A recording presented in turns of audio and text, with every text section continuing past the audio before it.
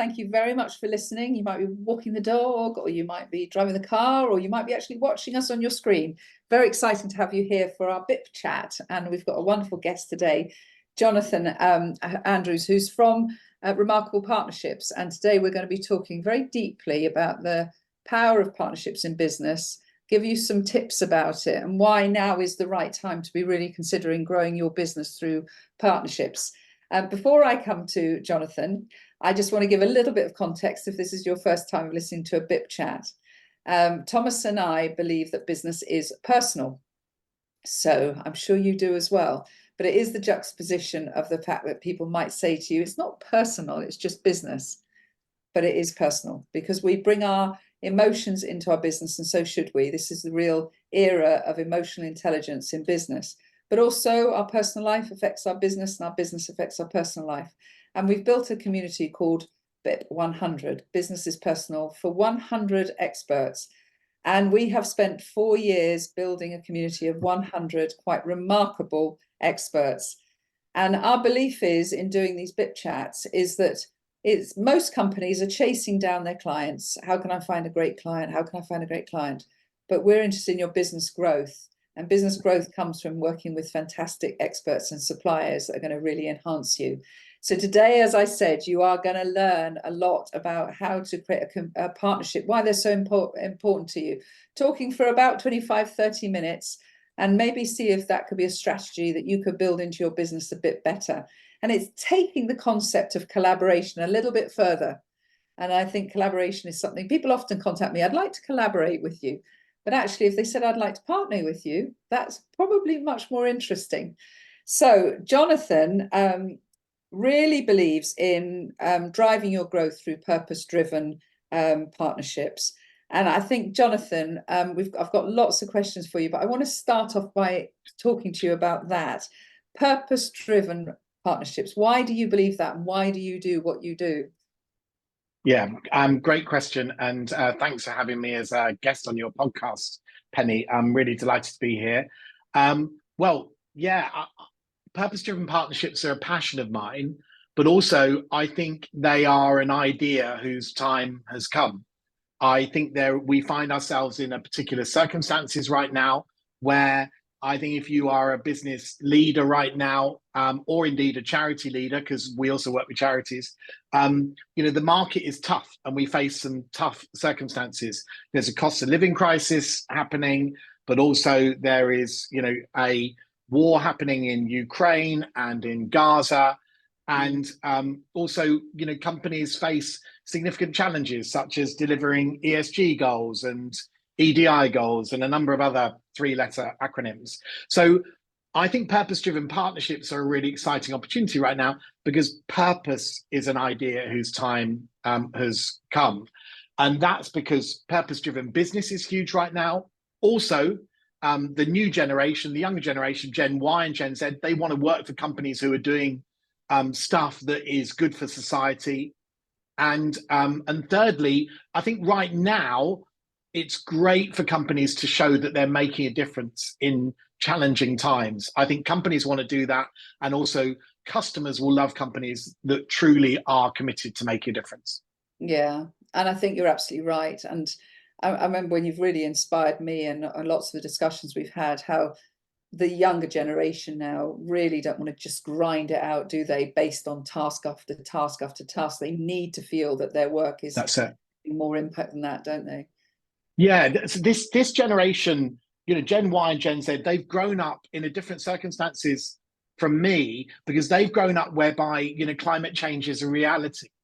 And therefore then, for them, it just makes sense that all of us are doing something together to help, save the planet and make the planet a better place. And so therefore then they still want to work for jobs where they get good pay and, are motivated. But also when they're going and seeking these jobs, they are asking employers, they're also asking that extra question saying, look, what's the difference you're making in the community? Or what are you doing about climate change? Yeah. And these are, or about equal rights. And these questions are coming up.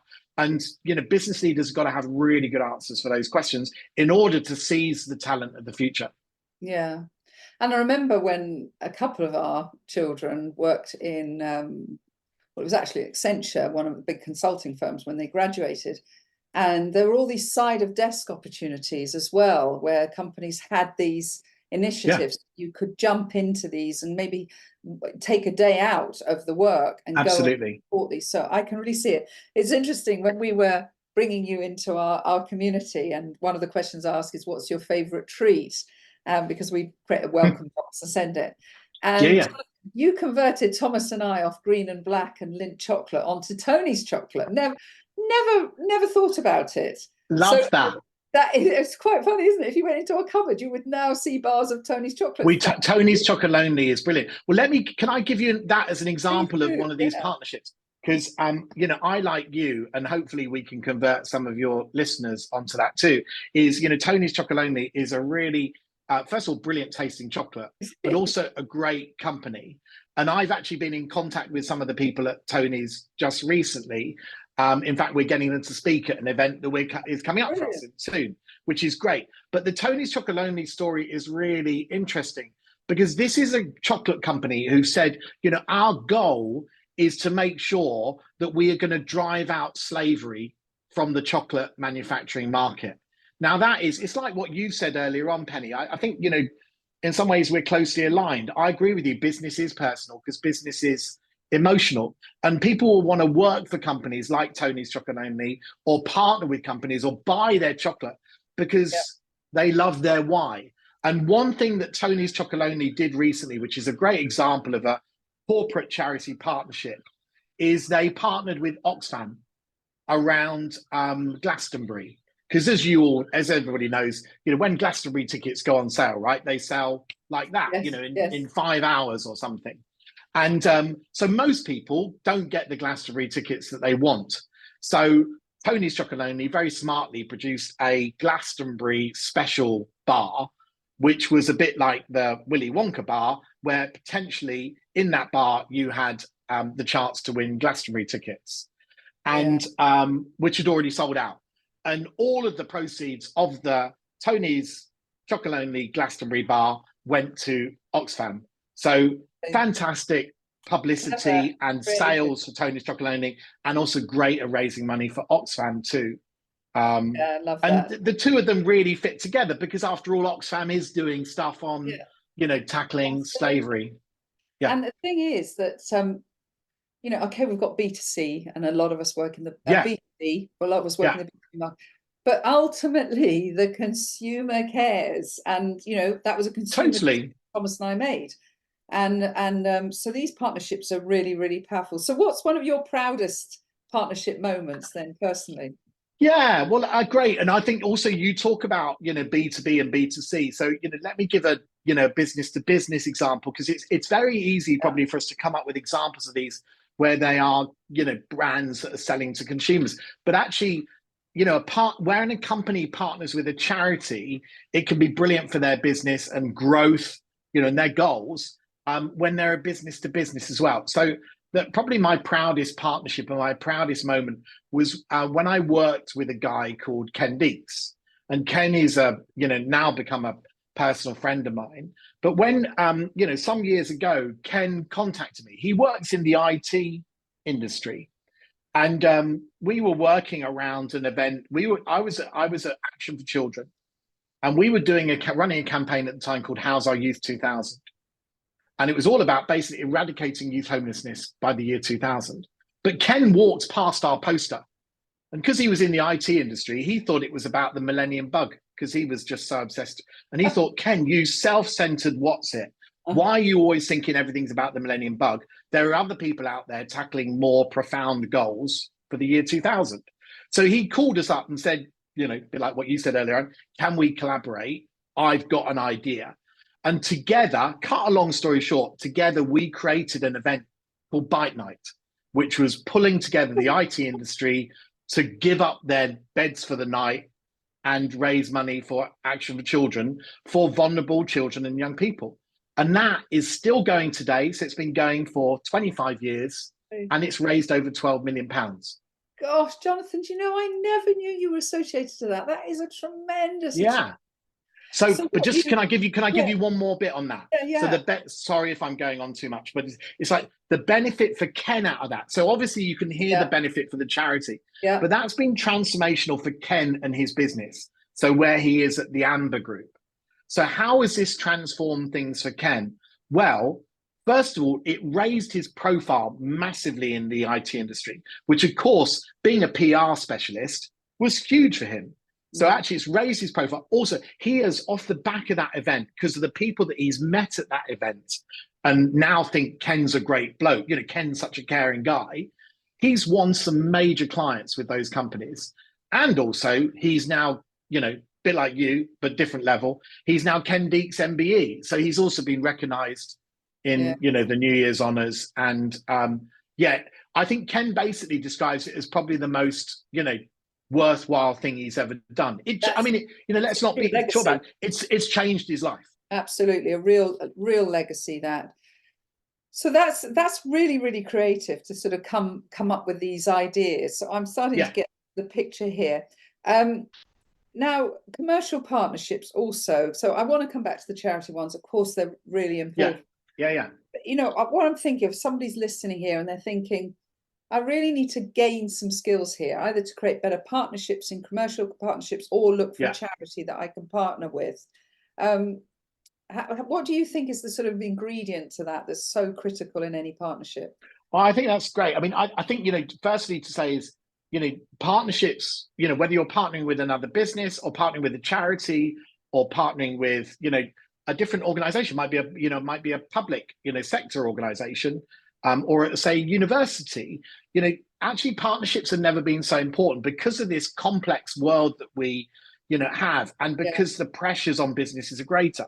But in terms of how to get started, well, I you know, of course I'd say this because I'm part of the BIP, you know, 100 is, you know, I think I've been reminded of late about, you know, first of all, the power of networking. I know you and Thomas are passionate about the sort of the almost, what do you call it, the sort of the serendipity of it all. You know, yeah, you know, the fact that actually if you go out there, you know, you'll be amazed at who you meet. You know, I met somebody who was the perfect person for me to meet at a BIP 100 event, and you know, because he knows the owner of a company I want to work with. right. And but so I think networking is number one. I think number two is, you know, and we spoke about this in our, you know, chat just before, is I think there's something about, if I want to build partnerships, successful partnerships, I need to maybe shift my approach, because one of the traps that many business leaders fall into is they end up talking a lot about themselves and about their businesses. Whereas actually the most successful approach, you know, to build partnerships is to take a genuine interest in other people and find out about other people's companies. And Yeah, like, you know, how do you call that? Be curious. And that's how to be a brilliant networker.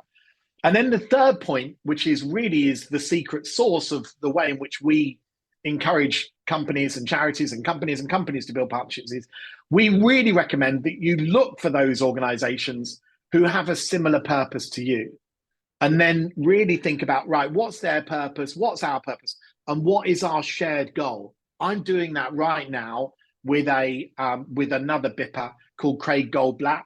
He runs a brilliant business called Living on Purpose, and because he's all about purpose and we're all about purpose, we've got such a great alignment, and we're seeing lots of collaboration opportunities. So I think those three steps: networking, be curious, and look for the shared purpose, are great ways. yeah. So something that I think that is absolutely fantastic, and I just wrote down something that inspired me there, which I'll come back to. Oh, Um, Something that I always find experts do over and over and over again is they underestimate the wisdom that they've accumulated over years, and there's sort of their hidden secret sauce that actually yeah, makes them what they are. You know, you didn't become skilled in this overnight. no. It's literally years of joining up many, many Mm, dots. mm. One of the things, so I want to ask you, but I think I've got an idea of what this is. What do you think is, you know, if somebody was to contact you and say, I really like the idea of partnership, where do I go from here? What is it that makes you so good at this? I know I'm not going to make you blush here, but what do you know? I want you to Yeah, explain I that. think that I am quite you know, in terms of my personality makeup, I'm quite an emotional person, maybe a bit more like yourself, Penny, Right. in terms of, so therefore it is, I'll sit and watch movies and, even some of the most ordinary movies, and I'll cry. And, and sometimes adverts will make me cry because I think one of the things is I started my career at Unilever, and it's the most incredible space to learn about brands. Yeah. And I think I just have a genuine belief that brands and business can be a force for good. So I think, I think part of what I've got is I'm an enormous optimist. And I think that people like to spend time around Yeah. people that lift their spirits. Yeah. We did a lot of that during the pandemic, where we lift the spirits of charities across the UK and across the world. So I think there's that. And I think I just have a genuine belief that companies and charities are made to partner with each other. And I was relating that with, to Thomas the other day. And the reason I see that is because if we think about it, companies are often rich in resources, but maybe lacking a bit in meaning. Whereas if you think about charities, Yeah. very low in resources, but enormous meaning. So it just means they can create this symbiotic sort of relationship. So, and then the third bit I would throw in there is, so because I'm an optimist, because I'm emotional, but also because I really love ideas. And I think the thing that can bind all of this together, a bit like the two examples that I've spoken to already on this podcast, is, I think it's the idea that can bind it all together, an idea that brings alive the shared purpose, like, the Tony's Chocolonely, Glastonbury chocolate, or Fight Night. And I think ideas can really bring things to life. Yeah, I absolutely love that.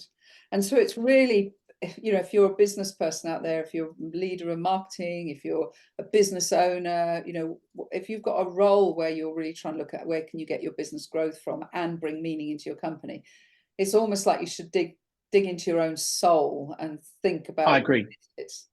that is really mattering to you and that might matter to others. Yeah, I think the place to start is, what is the purpose of my business?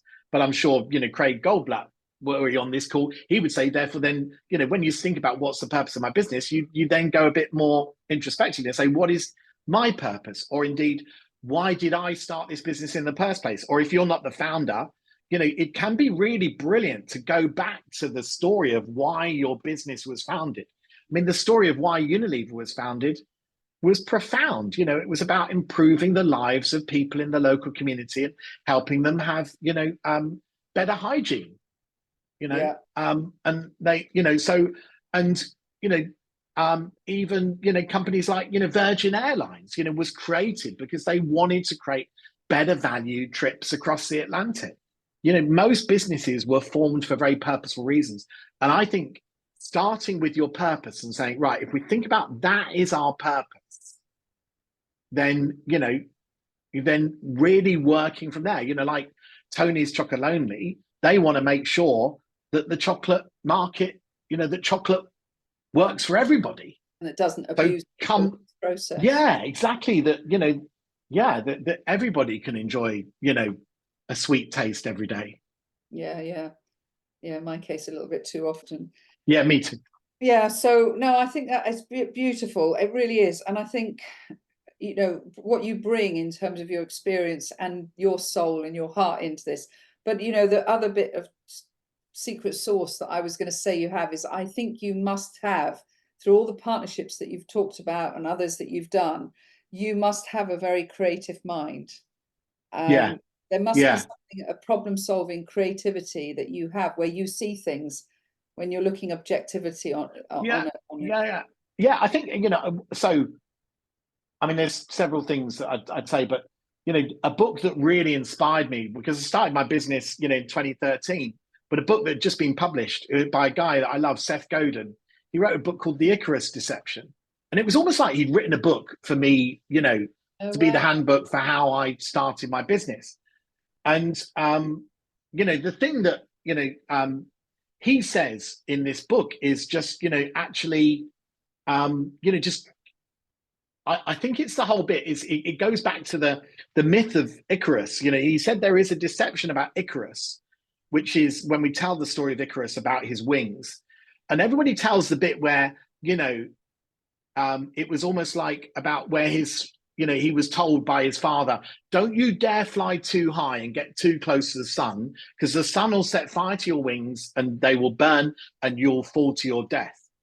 But what they miss out is the other bit of that story, which is he also said to Icarus, don't fly too low to the sea because your wings will get wet and then you'll drown. So the point is that is totally there in Seth Godin's book, in the Icarus Reception, is he's basically saying, look, we've been given all the tools nowadays, you know, smartphones, internet, you know, you know, AI, to mean that we can fly as high as we want and we can make an idea spread around the globe in seconds. And yet so many of us get scared and we fly so much lower still. Yeah. So he, you know, the point is, you know, just, you know, fly high. But, Yeah. you know, I think, you know, just sort of coming back to what you said earlier on, I think, yes, I do think that, you know, well, sorry, this was going to be the point. I think I interrupted myself a bit there. Is like, one of the points he says in this book is he talks about the importance of learning to see. And I think we can teach ourselves this, which is about learning to see, almost like what works, what do people love, what works in partnerships, what are ideas that spread. And I think what we've done a lot, I've done over my career of 25 years working on corporate charity partnerships, is I've learned to see the magical shared purpose between companies and charities and what could help them bring them alive. It's lovely. I love it. And I think we're always looking for different business growth opportunities in our, whether we've got a small business, a large business, bringing meaning into what we do personally. I think it's the most fantastic thing to do. So how do people get hold of you? You've got Remarkable Partnerships. So what's the URL for that? Is it finished with the Yeah, simply remarkablepartnerships.com. Yeah. So if you jump on there, then you can see our website and you can book a discovery call with us, or you can, you know, find me on LinkedIn or drop me an email at jonathan@remarkablepartnerships.com. Brilliant. And of course, you can also contact Thomas or I if you'd like an introduction. I love this. I think this is a really inspiring thought. And yeah, really fantastic to have you with you. I'm really excited about all the different partnership opportunities. And when I said you'd inspired me, I was thinking, you know, there are many reasons that Thomas and I are driven to build community. And the critical one is to help businesses grow in a really beautiful way where they don't feel alone. And you know, I personally think that loneliness in business, well, loneliness is now a pandemic, and loneliness Absolutely is really economically damaging for people. I've got 10 reasons that I could share, but I won't do that now. In the what way that loneliness can actually really reduce the opportunities in companies to grow and survive. And so I'm thinking, wonder where there's a partnership in that. I wonder what company. I'm sure there is About that. So yeah. I'm gonna have to put And I think you're absolutely right. I do think, for example, you know, corporate charity partnerships can work really well with membership type organizations, because what it's doing is it can almost give, you know, I mean, all it should be doing with a partnership is amplifying the emotional reason that you do what you do. Exactly. That's all it's doing. He said, yeah. I love that. I absolutely love that. So amplify what you're doing. I think that's what we're saying here, and really think about partnerships. Thank you so much for your time, Jonathan. I've really enjoyed this chat. You're welcome. And thank you to anyone that's listened all the way through, and I hope we've inspired you to think about some new thoughts for your business in the year ahead. Thank you, Penny.